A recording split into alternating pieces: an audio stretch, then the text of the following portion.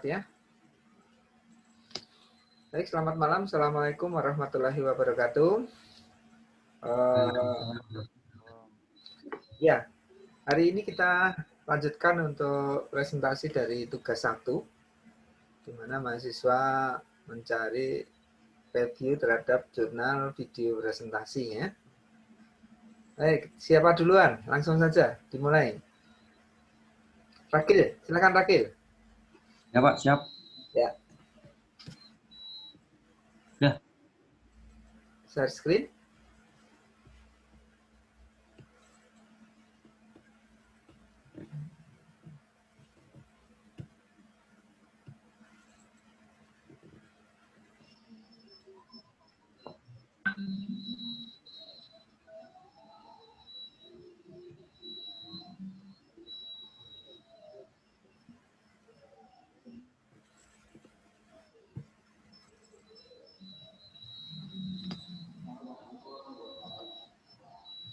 Sudah kelihatan belum, Pak?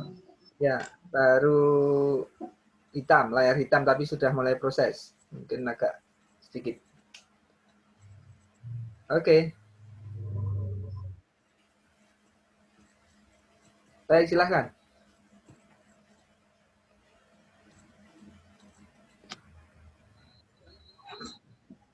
Langsung nih, Pak. Ya, langsung, silahkan. Assalamualaikum warahmatullahi wabarakatuh. Selamat. Ya, di sini saya akan menjelaskan tentang pembelajaran multimedia. Presentasi multimedia. Pengertian multimedia.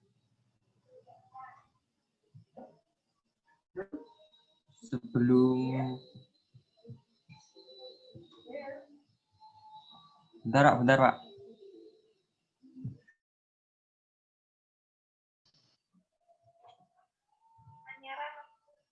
Hah?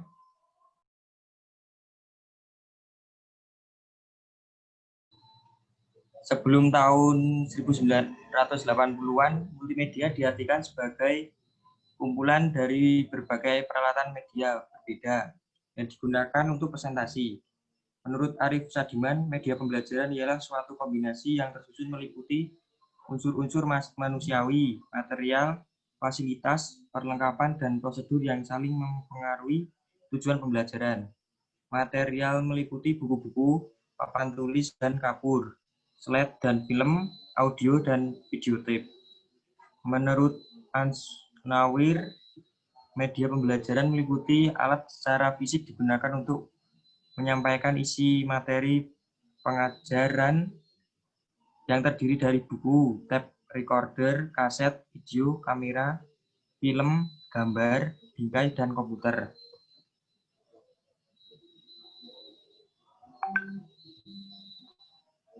Ciri-ciri media. Ada 3 ciri media, yaitu fiksatif, yaitu menggambarkan kemampuan media merekam, menyimpan, melestarikan, dan merekonstruksikan suatu peristiwa atau objek. Kedua, manipulatif, yaitu kemampuan mempersingkat suatu kejadian yang sebenarnya jauh lebih panjang. Yang ketiga yaitu distributif, yaitu memungkinkan suatu objek atau kejadian ditransportasikan melalui ruang dan secara bersamaan kejadian tersebut disajikan kepada sejumlah besar siswa dengan stimulus pengalaman yang relatif sama mengenai kejadian tersebut. Selanjutnya, manfaat dari multimedia pembelajaran. Multimedia dalam proses belajar mengajar dapat digunakan dalam 3 fungsi, yaitu multimedia dapat berfungsi sebagai alat bantu instruksional. Yang kedua, multimedia dapat berfungsi sebagai tutorial interaktif, misalnya dalam simulasi. Yang terakhir yaitu multimedia dapat berfungsi sebagai sumber petunjuk belajar. Misalnya multimedia digunakan untuk menyimpan serangkaian slide, mikroskop, atau radiograf. Selanjutnya, bentuk-bentuk dari media. Pertama, grafis, terdiri dari gambar atau foto, skitsa, diagram, bagan atau chart, grafik, kartun, poster, peta, dan blok, papan panel, papan buletin. Yang kedua, media proyeksi diam, terdiri dari film bingkai, film rangkai, media transparansi, proyeksi tak tembus pandang, mikrofilm, film gelang, televisi, video, permainan, dan simulasi. Yang ketiga, media audio, terdiri dari radio, alat perekam pita magnetik, dan laboratorium bahasa. Kelebihan dari komputer sebagai media pembelajaran yaitu dapat digunakan secara acak non-sekuensial, dapat digunakan berdasarkan keinginan siswa atau berdasarkan keinginan perancang atau pengembang sebagaimana direncanakan. Kedua, gagasan-gagasan yang disajikan dalam gaya abstrak dengan kata, simbol, dan grafik. Yang ketiga, memenuhi prinsip-prinsip ilmu kognitif untuk pengembangannya. Yang terakhir, pembelajaran berorientasi siswa dan melibatkan interaktivitas yang tinggi. Kekurangan dari komputer sebagai media pembelajaran yaitu pertama, perangkat keras dan lunaknya yang mahal dan cepat ketinggalan. Yang kedua, petunjuk administrasi yang dites dalam waktu singkat. Apakah programmer yang menjadi perancang instruksional atau sebaliknya? Yang ketiga, kepustakaan yang berkaitan sering ditulis berdasarkan ilmu komputer dan membingungkan perancang instruksional. Yang terakhir yaitu banyaknya akronim hanya dipahami oleh beberapa orang yang mengerti tentang komputer, padahal dimaksudkan untuk merujuk pada suatu program aplikasi komputer. Pemanfaatan perangkat multimedia dalam pembelajaran. Lee William W.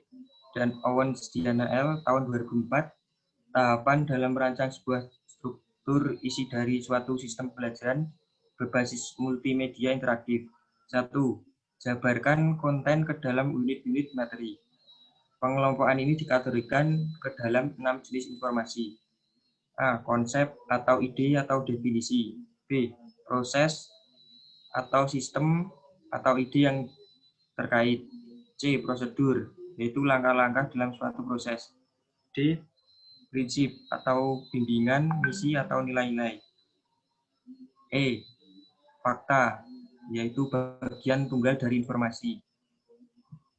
F. Sistem atau entitas fisik dengan komponen operasional. Yang kedua, petakan informasi. Dalam memetakan informasi ini juga dilakukan dalam beberapa tahapan. A. Buat outline, pelajaran atau peta konsep. B. Rancanglah bagian alir atau flowchart. Dari materi flowchart ini dapat dikembangkan dalam dua model yaitu 1. High level course flowchart. Flowchart ini akan menggambarkan aliran proses pengaksesan materi ajar yang dapat dilakukan dalam suatu media berbasis multimedia. Yang kedua, detailed lesson flowchart. Dalam flowchart dijelaskan detail arsitektur sistem untuk setiap materi pembelajaran yang akan dikembangkan. Proses perancangan multimedia. Yang pertama, analisis. Kedua, pemilihan teknologi. Yang ketiga, strategi, pengembangan dan proses. Yang keempat, desain atau build atau test. Hambatan-hambatan pembelajaran dengan perangkat multimedia. Pertama, cara belajar audiens. Yang kedua, karakteristik dan budaya personel dari populasi yang akan dijadikan target.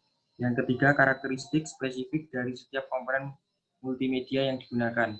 Yang keempat, kelebihan dan kelemahan dari tiap-tiap komponen, yaitu video, audio, animasi, grafis, dan lain-lain. Yang kelima, karakteristik spesifik yang tidak bisa dipisahkan dari tiap-tiap materi yang disajikan, yaitu perlakuan yang berbeda antar mata kuliah. Yang keenam, kebutuhan untuk mengakomodasikan berbagai model atau style yang berbeda dalam belajar. Yang ketujuh, pentingnya interaktivitas dan partisipasi aktif dari pengguna. Yang kedelapan, kebutuhan akan tersedianya suatu virtual environment atau lingkungan belajar virtual seperti web-based application yang menunjang. Yang sembilan, proses belajar adalah suatu kontinuitas utuh, bukan sporadik dan kejadian terpisah-pisah atau disconnected event. Tahapan dasar proses pengembangan suatu instruksional media berbasis multimedia. Menurut Newby tahun 2000, 1. Planning berkaitan dengan perencanaan data media berdasarkan kurikulum dan tujuan instruksional. Yang kedua, instruksional desain. Perencanaan direlasikan dalam bentuk rancangan. Yang ketiga, prototipe. Hasil rancangan kemudian diwujudkan dalam bentuk purwarupa. Dan yang terakhir, tes purwarupa. Yang dihasilkan kemudian diuji coba. Uji coba dilakukan untuk menguji reliabilitas, validitas, dan objektivitas media. Sekian dari saya. Terima kasih. Wassalamualaikum warahmatullahi wabarakatuh.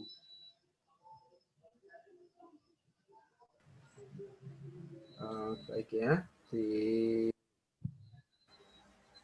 stop ya. Nah, tadi dijelaskan beberapa aspek yang penting di dalam perencanaan multimedia.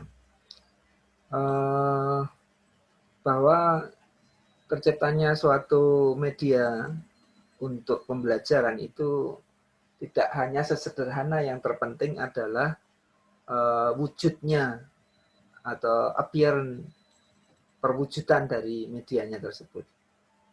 Tapi banyak hal yang terkait tadi, ya. Bahkan termasuk aspek simbolisme, aspek pengguna, aspek teknik, ya, aspek strategi belajar. Ya, ini banyak aspek ya. Jadi nanti tentu ada beberapa teori yang tadi sudah dikemukakan ya. Tentu ini akan menjadi bahan pembelajaran kalian juga ketika mau merancang sebuah multimedia pembelajaran. Mesti mempertimbangkan semua aspek itu. Dan itu termasuk aspek materialnya. Jadi bahwa multimedia itu materialnya tidak hanya gambar statis ya, tapi juga ada video, animasi, ya, suara, bahkan simbol-simbol, ya. Jadi dikatakan persoalan simbolik, ya, simbol-simbol tertentu yang digunakan ini menjadi pertimbangan. Harus dipikirkan, tidak hanya sekedar tampilan belaka, tapi terkait dengan aspek-aspek yang tadi. Ya. Jadi nanti di samping kalian akan mempelajari apa yang sudah kalian siapkan, itu materi-materi yang teman-teman kalian itu juga harus dipelajari ya, harus diperhatikan ya. Nanti Pak Edi akan share, akan bagikan ya materi-materi tersebut supaya dipelajari oleh yang lainnya. Baik, kita lanjutkan dulu. Silahkan setelah Rakil. Aziza, sudah siap? Siap, Pak. Ya, silakan Aziz.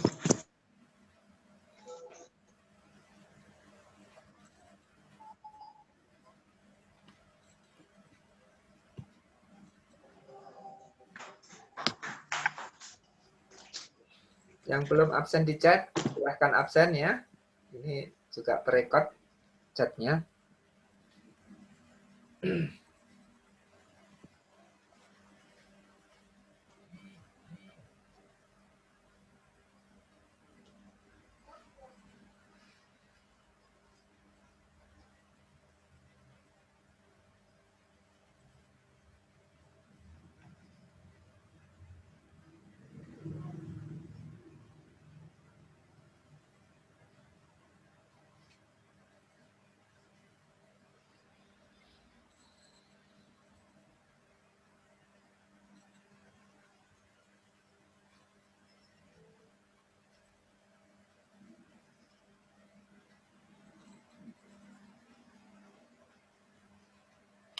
Ya, Aziza baru mempersiapkan diri.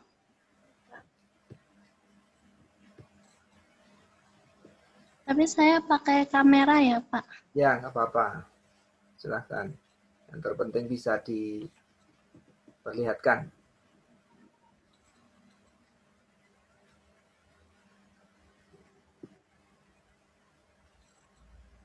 Habis Azizah, Renda disiapkan ya, Renda. Ya Pak, ya Pak. Baik, Azizah dulu.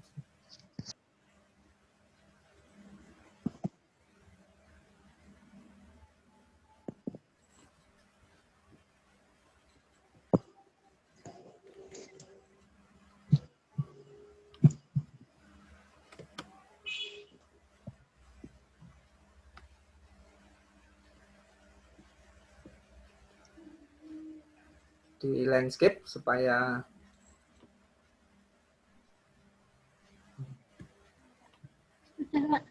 ya, kameranya di landscape supaya lebar. Sebentar.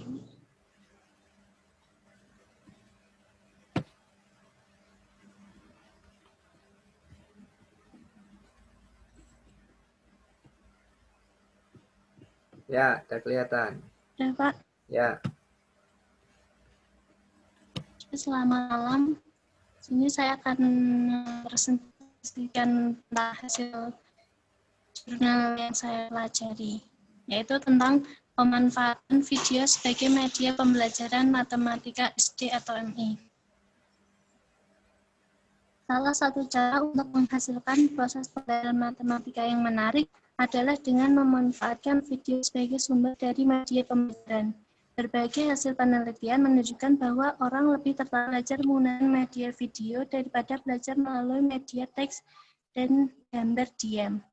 Video adalah rekaman gambar hidup atau program televisi untuk ditayangkan lewat pesawat televisi, menurut KBBI.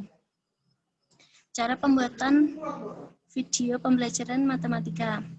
Video pembelajaran matematika dibagi ke dalam 4 macam video, yaitu video presentasi linear, video tutorial, video rekaman, dan video klip lagu matika yang disertai lirik. Untuk yang pertama yaitu membuat video presentasi linear. Video presentasi linear merupakan video yang menampilkan materi pelajaran dalam rangkaian slide-slide PowerPoint menurut durasi dan animasi yang telah ditentukan. Adapun langkah membuat video adalah sebagai berikut. Sajikan materi pelajaran pada slide PowerPoint, sebagaimana membuat presentasi pada umumnya. Tambahkan animasi yang sesuai pada objek dan transisi slide. Klik tab File, klik Export, klik Create a Video, klik menu Presentation Quality, klik Recording Timing dan Narration. Klik Start Recording saat PowerPoint masuk dalam mode show. Silakan jalankan dan jelaskan isi presentasi Anda. Tekan tombol ESC, klik tombol Create Video, lalu Save.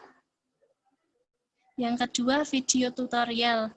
Video tutorial adalah video yang menampilkan langkah-langkah proses menyelesaikan soal matematika melalui rekaman aktivitas layar komputer dengan disertai suara guru pengajar.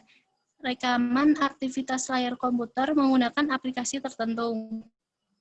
Salah satu aplikasi yang dapat digunakan untuk merekam aktivitas layar komputer adalah Microsoft PowerPoint 2016 dan Camtasia Studio.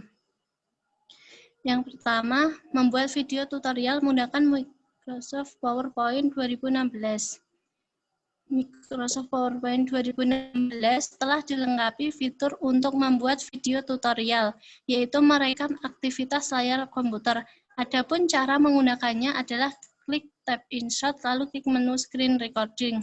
Pada menu tersebut, klik menu Pointer dan Audio untuk menyertakan aktivitas pointer dan audio. Dalam hasil rekaman, kemudian klik menu Select Area untuk memilih kawasan atau ukuran layar komputer yang akan direkam, dan untuk menulis seluruh layar komputer. Kemudian klik tombol record untuk mulai merekam, maka rekaman akan dimulai setelah aba-aba hitungan mundur. Untuk mengakhiri rekaman tersebut dapat dilakukan dengan mengklik tombol Windows plus Windows Shift key. Lalu pilih pause atau stop, maka hasil rekaman video akan ditampilkan pada slide PowerPoint, lalu bisa di-save. Yang kedua, membuat video tutorial menggunakan Camtasia. Camtasia dikembangkan oleh TeamSmith Corporation dan dapat diunduh pada situs resminya. Keunggulan aplikasi Camtasia Studio dibanding Microsoft PowerPoint adalah Camtasia dapat mengedit hasil rekaman tersebut. Rekaman terhadap aktivitas layar komputer. Adapun cara menggunakan aplikasi Camtasia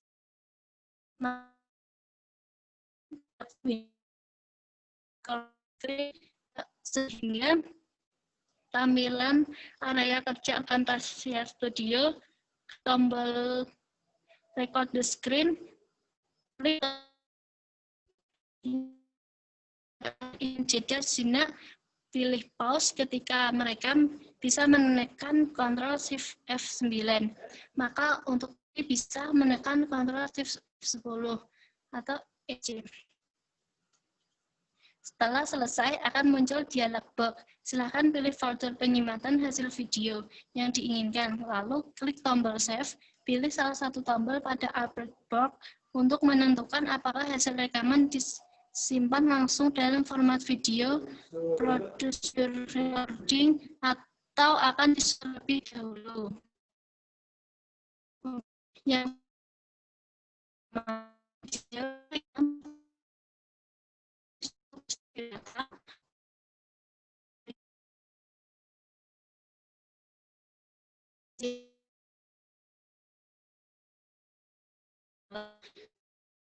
dari hasil percobaan dan dokumentasi sebuah peristiwa. Pesatnya perkembangan teknologi kamera saat ini semakin memudahkan guru untuk merekam berbagai kejadian yang cukup menggunakan kamera yang terdapat pada smartphone, drone, dan handycam.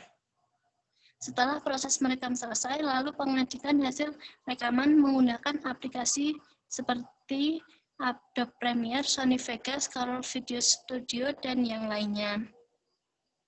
Membuat video dengan lirik. Tujuan penambahan lirik pada sebuah video antara lain adalah untuk menerjemahkan bahasa asing yang terdapat pada video, sehingga dapat dimengerti atau untuk menguatkan isi percakapan dan petunjuk yang terdapat pada video. Salah satu aplikasi yang dapat digunakan untuk membuat dan mengedit file lirik adalah Subtitle atau Gipsub. Buka tutorialnya. Langkah-langkahnya adalah buka aplikasi tersebut, kemudian klik tab video, pilih open video, lalu pilih video dari dalam komputer. Masukkan subtitle yang telah disiapkan dengan cara putar video untuk mendengarkan suara video.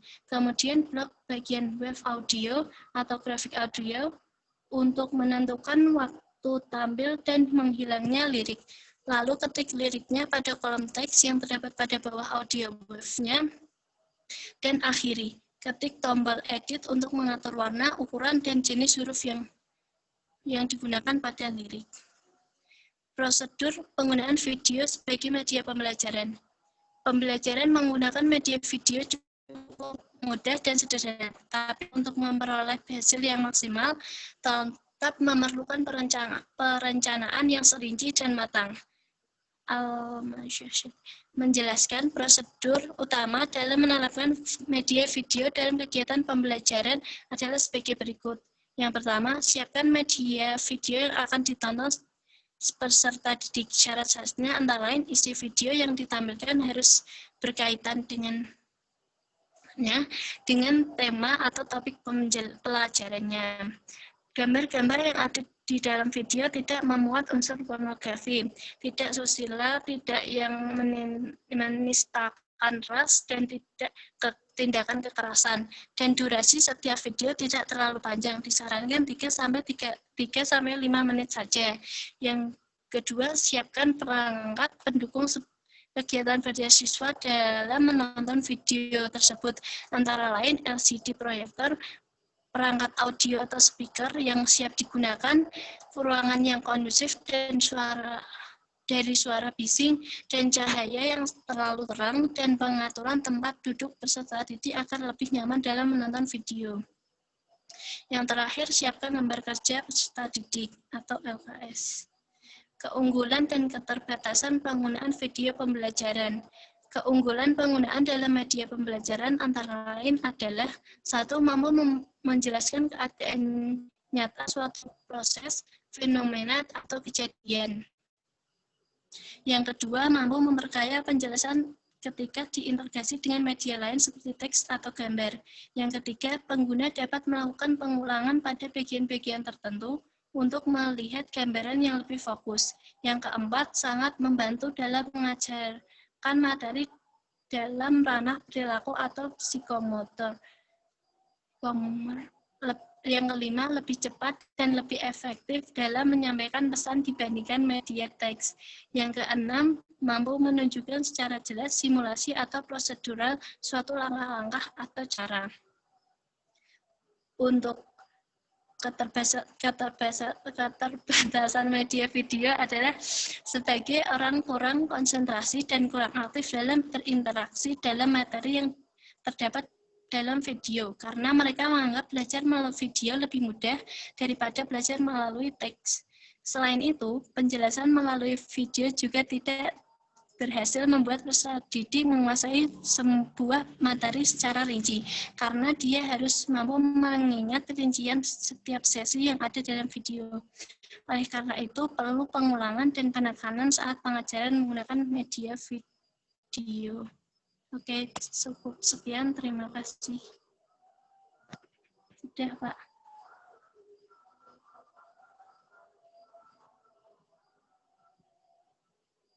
Sudah, Pak. Ya, silahkan. Ya, jadi tadi telah dijelaskan juga oleh Azizah bahwa ada beberapa macam karakter dari video pembelajaran. Dari mulai video presentasi linier, video tutorial, ya, video dengan lirik, ya. Ini semuanya nanti bisa dipakai dalam strategi untuk menyampaikan materi-materi pembelajarannya. Jadi ini pengetahuan buat kalian nanti kalau sudah melangkah ke project, nanti kalian bisa memperhatikan aspek-aspek karakter video pembelajaran itu yang mau dipakai seperti apa. Ya. Baik, silakan Brenda. Ya, Pak.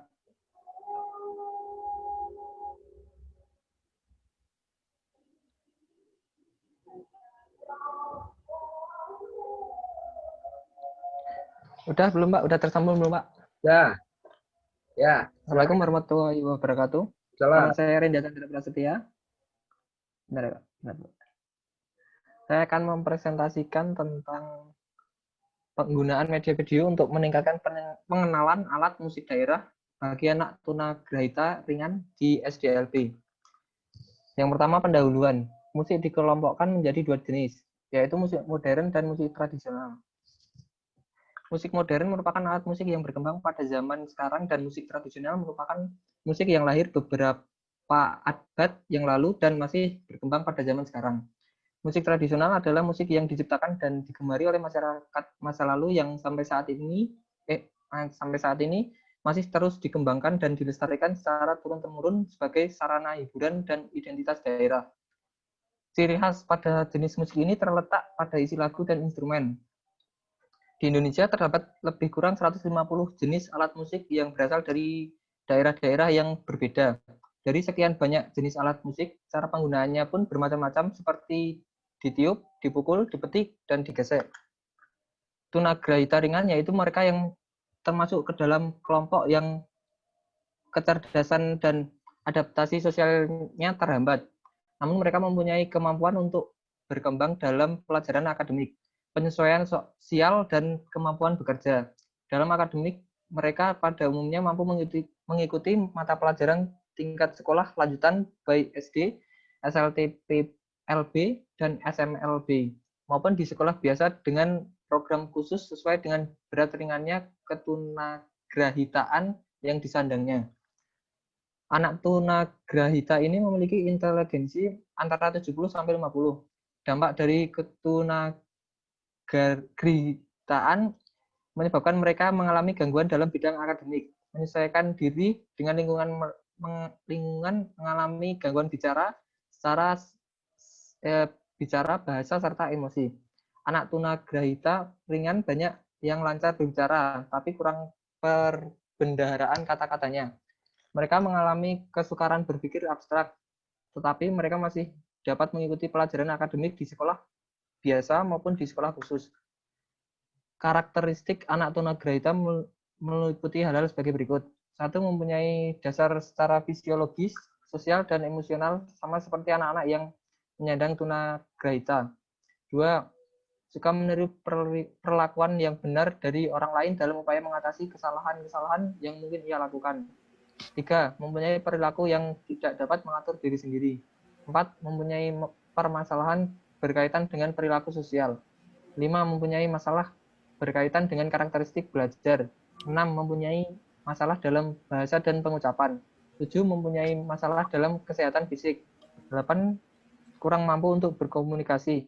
9. Mempunyai kelainan pada sensori dan gerak. Metodologi penelitian. Berdasarkan permasalahan yang diteliti, yaitu efektivitas penggunaan media video dalam meningkatkan pengenalan alat musik daerah bagi anak tunagrahita ringan, maka penulis memilih jenis penelitian kuasi eksperimen atau eksperimen semu. Eksperimen adalah metode penelitian yang digunakan untuk mencari pengaruh perlakuan tertentu terhadap yang lain dalam kondisi yang terkendali. Kuasi eksperimen adalah eksperimen yang digunakan minimal kalau dapat mengontrol satu variabel saja, meskipun dalam bentuk matching atau memasangkan atau menjodohkan karakteristik perjodohan kelompok umpamanya diambil berdasarkan kecerdasan. Hasil penelitian ini diawali oleh beberapa langkah. Langkah pertama melakukan tes awal atau pretest. Untuk kelompok kontrol dan kelompok eksperimen, tes ini dilakukan untuk mengetahui skor siswa sebelum diberikan perlakuan atau treatment. Setelah dilakukan tes awal, langkah selanjutnya diberikan tanpa perlakuan bagi kelompok kontrol atau menggunakan media gambar, dan setelah itu diberikan tes akhir atau post-test. Selanjutnya, untuk kelompok eksperimen diberikan tes awal pretest untuk mengetahui kemampuan awal sebelum diberikan perlakuan penggunaan media video yang akan berguna untuk meningkatkan pengenalan alat musik daerah. Kemudian setelah diberikan perlakuan baru, diberikan tes akhir. Hasil kedua tes dibandingkan antara perlakuan dengan menggunakan media gambar dan perlakuan dengan menggunakan media video. Manakah yang lebih efektif yang digunakan untuk meningkatkan pengenalan alat musik daerah? Sebelum melakukan penelitian, peneliti terlebih dahulu mempersiapkan beberapa hal diantaranya. 1. Membuat rancangan pelaksanaan pembelajaran atau RPP. Rencana pelaksanaan pembelajaran ini dipersiapkan untuk pelaksanaan kegiatan pembelajaran yang dilengkapi dengan media video yang akan peneliti lakukan selama penelitian ini berlangsung. 2. Media. Untuk meningkatkan pengenalan alat musik daerah, maka peneliti menggunakan media pembelajaran video melalui metode diskusi dan ceramah. 3. Evaluasi. Setelah peneliti melakukan perlakuan, selanjutnya peneliti melakukan evaluasi pada anak tunagrahita ringan. Tujuannya adalah untuk mengetahui peningkatan pengenalan alat musik daerah dengan menggunakan media video dan menggunakan media gambar. Dalam pelaksanaan evaluasi ini, peneliti memberikan soal pilihan ganda sebanyak 10 soal yang dibaca berulang-ulang. Dengan skor jika betul 1, maka nilainya 1. Jika salah 1 skor adalah 0. Pengolahan data. Penelitian. Setelah semua lembaran jawab anak tunagrahita ringan terkumpul, dilakukan pengkodean pada setiap nama anak tunagrahita ringan. Memeriksa jawaban anak dan melakukan penilaian sesuai dengan kriteria penilaian. Yang kedua, pengelompokan jenis data. Data yang terkumpul diberi nilai, kemudian dipisahkan antara lembar jawaban, hasil pretest, dan post-test. Yang ketiga, perhitungan. Perhitungan data yang sudah terkumpul dianalisis dengan menggunakan uji Mann-Whitney. Data yang diperoleh harus bersifat objektif. Nilai tersebut tidak secara langsung dimasukkan ke dalam rumus uji Mann-Whitney, melainkan terlebih dahulu dihitung dengan rumus rata-rata atau mean. Proses pengolahan data hasil penelitian akan menjadi lebih mudah. Ini contoh tabel persiapan menghitung ranking. Ini juga. Selanjutnya, pengujian hipotesis. Pengujian hipotesis diperoleh dengan uji U didapat U hit sama dengan 1 dengan tabel pada taraf signifikan 95% dan A sama dengan 0,05 diperoleh U tab sama dengan 0. Dari hasil tersebut didapat U hit lebih besar daripada U tab. Hal ini berarti HA diterima dan HO ditolak. Dengan demikian dapat disimpulkan bahwa media video efektif digunakan untuk meningkatkan kemampuan mengenal alat musik daerah bagi anak tunagrahita ringan kelas D3 atau C di SDLP N20 Nan Balimo Kota Solo dibandingkan dengan media gambar. Pembahasan pengolahan data hasil penelitian di lapangan menunjukkan media video efektif diterapkan dalam meningkatkan kemampuan mengenal alat musik daerah bagi anak tunagrahita ringan. Hal ini dibuktikan dengan pengerolehan UHIT lebih besar dari UTAP dengan perhitungan UHIT sama dengan 1 dan UTAP sama dengan 0, sehingga hipotesis alternatif diterima dan hipotesis 0 ditolak. Pembelajaran yang dilakukan dengan media video ternyata efektif membuat anak bisa menerima pembelajaran yang diberikan kepadanya. Media ini juga menimbulkan semangat dan antusias anak karena mereka belum pernah menggunakan media ini sebelumnya. Anak tidak bosan berada dalam kelas, tidak mengantuk, dan ini sangat baik untuk suasana belajar dalam kelas. Sekian dan terima kasih.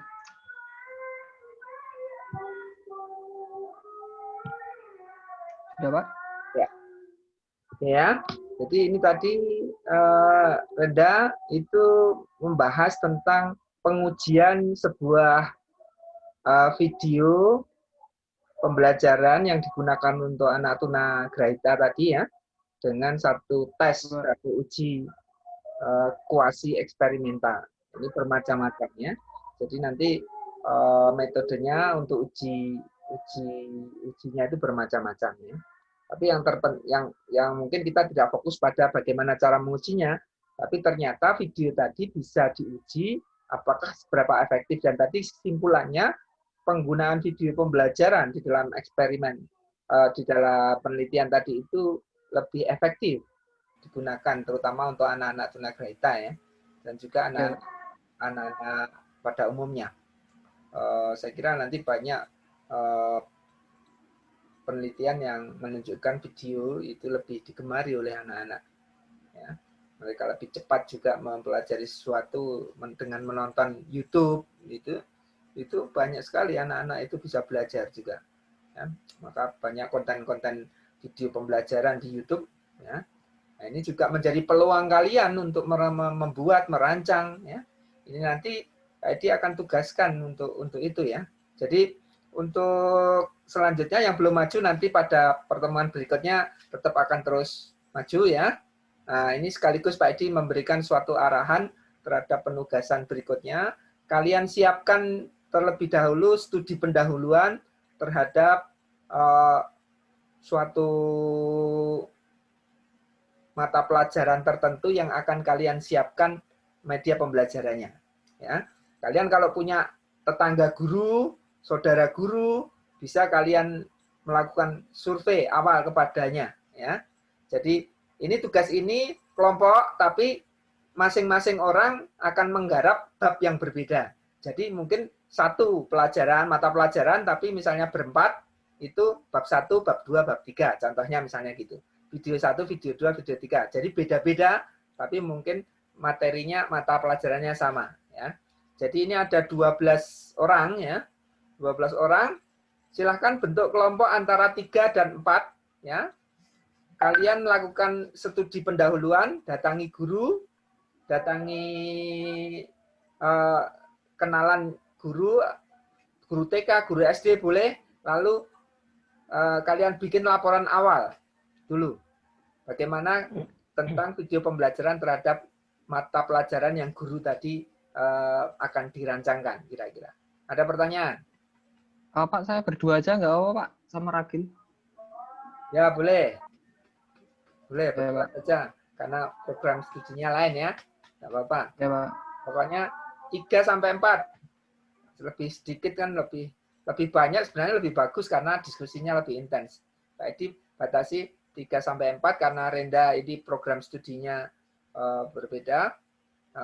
Bisa kalau mau. Sebenarnya kalau mau gabung anak grafis ya lebih bagus.